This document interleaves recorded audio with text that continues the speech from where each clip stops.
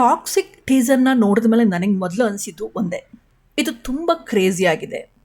ನನಗೆ ಪರ್ಸ್ನಲಿ ತುಂಬಾ ಇಷ್ಟ ಆಯಿತು. ವಿಶೇಷವಾಗಿ ಅದರ ದೃಶ್ಯ ವೈಭವಗಳು, ಎಮೋಷನ್ಸು ಮತ್ತು ಸ್ಮಾಲ್ ಡೀಟೇಲ್ಗಳು, ಪ್ರತಿಯೊಂದು ಶಾರ್ಟ್ನಲ್ಲೂ ಒಂದು ರಿಚ್ನೆಸ್ಸು ಎದ್ದು ಕಾಣಿಸ್ತಿದೆ. ಹಾಗಾಗಿ ನಾನು ಅಂದ್ಕೊಳ್ತೀನಿ ಡೆಫಿನೆಟ್ಲಿ ಈ ಟಾಕ್ಸಿಕ್ಕು ದೊಡ್ಡ ಹಿಟ್ ಆಗುತ್ತೆ. ನನ್ನ ಪ್ರಕಾರ KGF ಅಥವಾ ಈ ಹಿಂದೆ ಬಂದಂಥ ದೊಡ್ಡ ಸಿನಿಮಾಗಳ ರೆಕಾರ್ಡ್ನ ಇದು ಬ್ರೇಕ್ ಮಾಡೋ ಚಾನ್ಸಸ್ಸು ತುಂಬ ಇದೆ ಅಂತ. ಸೊ ನೋಡಿ, ಇಲ್ಲಿ ಪ್ರತಿಯೊಂದು ಶಾರ್ಟ್ನಲ್ಲೂ ತುಂಬ ಡೀಟೇಲಿಂಗ್ ಆಗಿ ತೋರಿಸಿದ್ದಾರೆ. ಈಗ ಈಗ ಸಾಮಾನ್ಯವಾಗಿ ಸಿನಿಮಾಗಳಲ್ಲಿ ಒಂದು ಫೈಟ್ ಮಾಡ್ತಾರೆ ಅಥವಾ ಅಲ್ಲಿರೋ ಸಪೋರ್ಟ್ ಕ್ಯಾರೆಕ್ಟರ್ಗಳು ಅಥವಾ ಫೈಟರ್ಗಳಿಗೆ ಆ ಥರ ಒಂದು ಎಮೋಷ್ನಲ್ ಬರುವಂಥ ಒಂದು ಕನೆಕ್ಷನ್ ಇಟ್ಟಿರಲ್ಲ ಅಥವಾ ಅವ್ರನ್ನ ಡೀಪಾಗಿ ತೋರಿಸೋದು ಇಲ್ಲ. ಆದರೆ ಇಲ್ಲಿ ನೀವು ಅಬ್ಸರ್ವ್ ಮಾಡಿದರೆ ನೋಡಿ, ಇಲ್ಲೊಂದು ಶಾರ್ಟಲ್ಲಿ ದ ವೇ ಅವಳ ಬಾಯಿಗೆ ಚಾಕು ಹಾಕೋದು ಒಂದು ಶಾರ್ಟಿಂದ ಆ ಕ್ಯಾರೆಕ್ಟರ್ ಕೂಡ ತುಂಬ ಹೈಲೈಟ್ ಆಗುತ್ತೆ. ಈ ಥರ ಇಂಟ್ರೆಸ್ಟಿಂಗ್ ಹಾಗೂ ಡೀಟೇಲ್ ಆಗಿ ಒಂದು ವಿಷಯನ ಕನ್ವೆ ಮಾಡೋದು. ಸೊ ಸಾಮಾನ್ಯವಾಗಿ ಯಶ್ ಅವರ ಸಿನಿಮಾಗಳಲ್ಲಿ ಒಂದು ಹೈಲೈಟ್ ಆಗಿರುತ್ತೆ.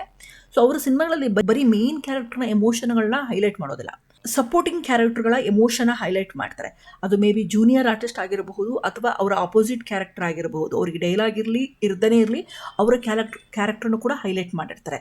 ಸೊ ಅವಾಗ ನಮಗೆ ಏನು ಅನಿಸುತ್ತೆ ಅಂತಂದರೆ, ಆ ಪಾಯಿಂಟ್ ಆಫ್ ವ್ಯೂಗಳು ಶಾರ್ಟ್ಗಳು ಸಿಕ್ಕಿದಾಗ ಆ ದೃಶ್ಯ ನಮಗೆ ತುಂಬ ವಿಭಿನ್ನವಾಗಿ ತಟ್ಟುತ್ತೆ. ಅಂದರೆ ಪ್ರತಿಯೊಬ್ಬರ ಎಮೋಷನ್ಗಳು ನಮ್ಮ ಮನಸ್ಸಿಗೆ ಹೋಗುತ್ತೆ.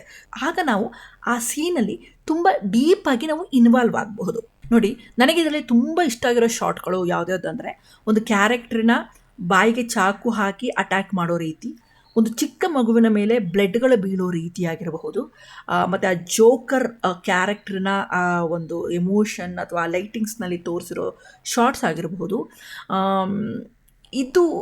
ಇದು ಅಲ್ಲಿರೋ ಎಮೋಷನ್ನ ತುಂಬ ಹೈಲೈಟ್ ಮಾಡುತ್ತೆ. ಹಾಗೆ ಇಲ್ಲಿರೋ ಪ್ರತಿ ಫೀಮೇಲ್ ಕ್ಯಾರೆಕ್ಟರ್ಗಳು ಅಥವಾ ಮೇಯ್ನ್ ಕ್ಯಾರೆಕ್ಟರ್ಗಳು ಜಸ್ಟ್ ಅವರು ರಿಯಾಕ್ಟ್ ಮಾಡೋಲ್ಲ, ಆ ಒಂದು ಎಮೋಷನ್ನಾಗಿ ಒಂದು ತುಂಬ ಡೀಪಾಗಿ ರಿಯಾಕ್ಟ್ ಮಾಡ್ತಾರೆ. ಅದು ನನಗೆ ಪ್ರತಿ ಕ್ಯಾರೆಕ್ಟರ್ನ ನಾವು ನೋಡೋಕ್ಕೆ ಒಂದು ಕ್ಯೂರಿಯಾಸಿಟಿನ ಕ್ರಿಯೇಟ್ ಮಾಡ್ತಾ ಇದೆ. ನನಗೆ ಇನ್ನೊಂದು ಇಲ್ಲಿ ಇಷ್ಟ ಆಗಿರೋದಂದರೆ, ನನಗೆ ಟ್ರೈಲರ್ ನೋಡಿದಾಗ ಇದು ಪಕ್ಕಾ ಮಾಸ್ ಮೂವಿ ಇರ್ಬೋದೇನೋ ಅಂತ ಅಂದ್ಕೊಂಡಿದ್ದೆ. ಆದರೆ ಇದನ್ನು ಈ ಟೀಸರ್ನ ನೋಡಿದಾಗ ಅಥವಾ ಈ ಟ್ರೈಲರ್ನ ನೋಡಿದಾಗ ನಾನು ನೋಡಿದಾಗ ಇದು ಒಂದು ತಂದೆ ಮಗನ ಎಮೋಷ್ನಲ್ ಕನೆಕ್ಷನ್ ನನಗೆ ಇಲ್ಲಿ ಎದ್ದು ಕಾಣಿಸ್ತಾ ಇದೆ.